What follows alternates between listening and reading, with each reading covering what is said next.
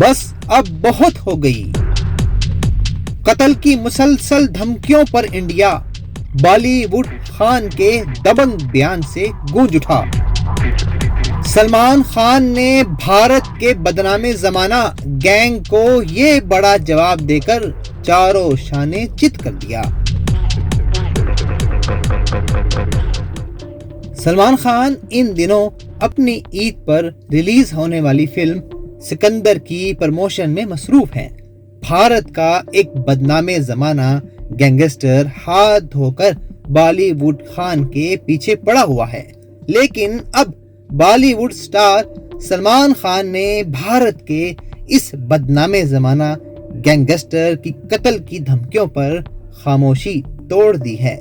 ایک تقریب میں سلمان خان سے اس گروپ کی جانب سے جان سے مار دینے کی بار بار ملنے والی دھمکیوں کا سوال کیا گیا، جس پر رد عمل دیتے ہوئے سلمان خان نے کہا کہ میری زندگی اللہ کے ہاتھ میں ہے۔ اداکار نے کہا کہ بھگوان اللہ سب میرے اوپر ہے، جتنی عمر لکھی ہے اتنی ہی جیوں گا۔ یاد رہے کہ سلمان خان کو بھارت کے اس گینگ نے پریشان کر رکھا ہے۔ اس کی وجہ وہ کالا ہرن ہے، جس کا یہ قاتل گروپ سلمان خان پر شکار کا الزام لگاتا ہے، لیکن سلمان خان شکار سے کئی بار انکار کر چکے ہیں۔ بشنوئی برادری راجستھان کے تھر کے صحرائی علاقے میں آباد ہے۔ ان کا تعلق ایک ہندو مسلک سے ہے جو پیڑ پودوں اور جانوروں کی عبادت کرتے ہیں۔ بنیادی طور پر یہ لوگ سبزی خور ہیں اور جانوروں کی حفاظت کے لیے اپنی جان بھی دے سکتے ہیں۔ کالے ہرنوں کے شکار میں بالی ووڈ سٹار سلمان خان جن لوگوں کی گواہی سے پھنسے ان میں سے ایک ساگر رام بشنوئی بھی ہیں۔ ساگر رام بشنوئی ان میں سے تھے جنہوں نے 2 مردہ کالے ہرن پوسٹ مارٹم کے لیے بھیجے۔ کالے ہرن کے شکار کے معاملے میں 5 سرکاری گواہ ہیں اور ساگر رام گواہ نمبر 2 ہیں۔ ان کے مطابق 3 چشمدید گواہوں نے سلمان خان اور ان کے ساتھیوں کو شکار کرتے دیکھا تھا۔ سلمان خان اور کالے ہرن کا نام جب ایک ساتھ آ جاتا ہے تو اس کا مطلب ہے کہ اداکار مشکل میں ہیں۔ انڈین اداکار سلمان خان پر راجستھان کے شہر جودھ پور میں 2 کالے ہرنوں کے شکار کا الزام ہے۔ یہ واقعہ 26 ستمبر 1998 کا ہے۔ اس کے 2 دن بعد 28 ستمبر کو سلمان پر گھوڑا فارم میں ایک اور کالے ہرن کے شکار کا الزام لگا تھا۔ اسی سال 2 اکتوبر کو بشنوئی فرقے نے سلمان خان کے خلاف مقدمہ درج کرایا اور 10 دن بعد انہیں گرفتار کر لیا گیا۔ ضمانت ملی اور تب سے یہ معاملہ چلا آ رہا ہے۔ 2018 میں انہیں اس کیس میں مجرم قرار دیا گیا، لیکن یہ معاملہ کیا اس لیے گرما گیا کہ اس میں انڈیا کا ایک بڑا اداکار شامل ہے، یا پھر کالا ہرن اتنا اہم ہے؟ کالا ہرن عام طور پر انڈیا، پاکستان اور نیپال میں پایا جاتا ہے۔ کچھ علاقوں میں اس کی تھوڑی بہت آبادی ہے، جبکہ محفوظ علاقوں میں ان کی تعداد بڑھ رہی ہے۔ کچھ علاقے ایسے بھی ہیں جہاں یہ فصلوں کو نقصان پہنچاتے ہیں۔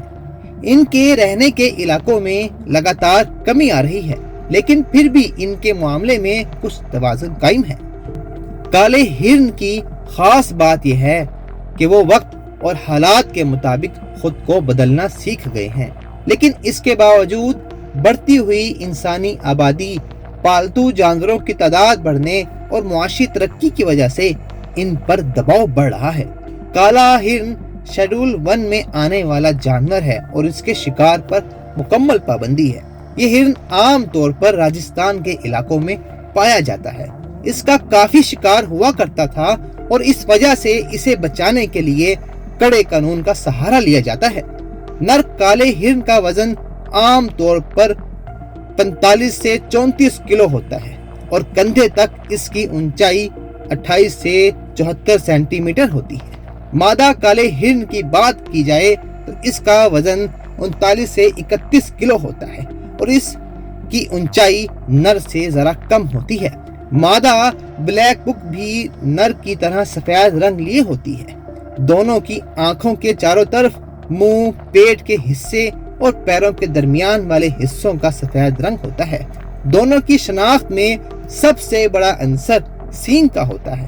نر کے لمبے سینگ ہوتے ہیں لیکن مادہ میں ایسا نہیں ہوتا۔ خاص بات یہ ہے کہ نر کالا ہرن رنگ بھی بدلتا ہے۔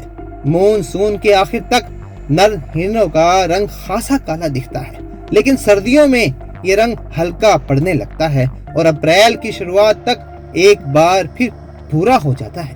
جنوبی انڈیا میں ان کی ایک آبادی ایسی بھی ہے جو کبھی کالی نہیں ہوتی، لیکن اس کے باوجود نر مادہ اور بچوں کے مقابلے میں زیادہ گاڑھے رنگ کے ہوتے ہیں۔ کالے ہرن عام طور پر گھاس چرتے ہیں، لیکن تھوڑی بہت ہریالی والے ریگستانی علاقوں میں بھی پائے جاتے ہیں۔ برٹش انڈین دور میں کالے ہرنوں کے جھنڈ ہوتے تھے، لیکن اب ایسا نہیں ہوتا۔ کالے ہرن کے ساتھ دقت یہ ہے کہ ان کے علاقے سمٹ رہے ہیں، کیونکہ یہ گھنے جنگلوں کا جانور نہیں ہے، یہ میدانی علاقوں کا جانور ہے، اور انسانی آبادی بڑھنے کی وجہ سے ہم ان کے علاقوں پر قبضے کرتے جا رہے ہیں۔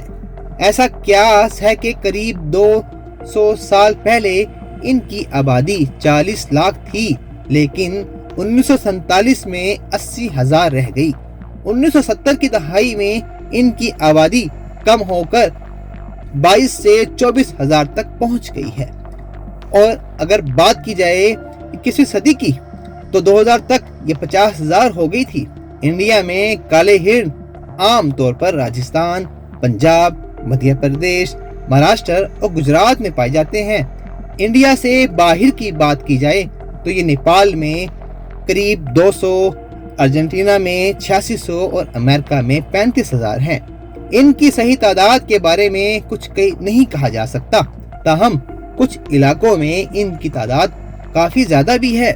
اس وجہ سے اس جانور نے کھیتی باڑی والی زمین کے بیچ بسنے اور رہنے کی عادت اپنا لی ہے، اور کچھ علاقوں میں یہ فصلوں کو نقصان پہنچانے والے بھی ثابت ہوئے ہیں، حالانکہ یہ نیل گائے جتنے خطرناک نہیں ہوتے۔